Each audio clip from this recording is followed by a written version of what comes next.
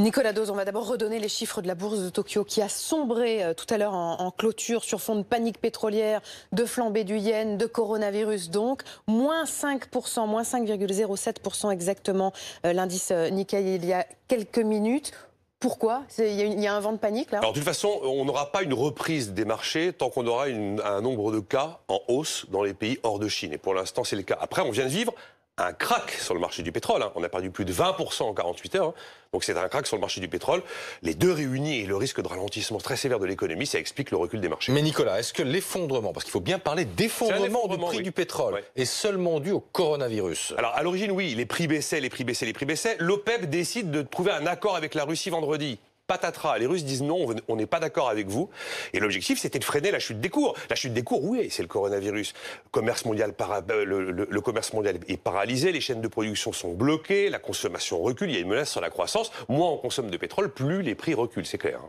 Bon, cette très forte baisse du baril, donc il est à 30 $, c'est ça? On est proche des 30 $, on était à 49 $ vendredi, c'est une baisse astronomique. Mais c'est une bonne ou une mauvaise nouvelle? Parce que nous, tout de suite, on pense à notre voiture, à notre plein d'essence, fatalement. Quand un choc est très violent, c'est jamais une bonne nouvelle. Ça veut dire que là, ce désaccord OPEP-Russie font que les principaux acteurs du marché du pétrole ont un peu perdu la main. Ils ont un peu perdu la main sur les prix de ce baril. Du coup, l'Arabie Saoudite, pour faire pression sur la Russie, menace de baisser ses prix. Mais là, on est dans une espèce de bras de fer.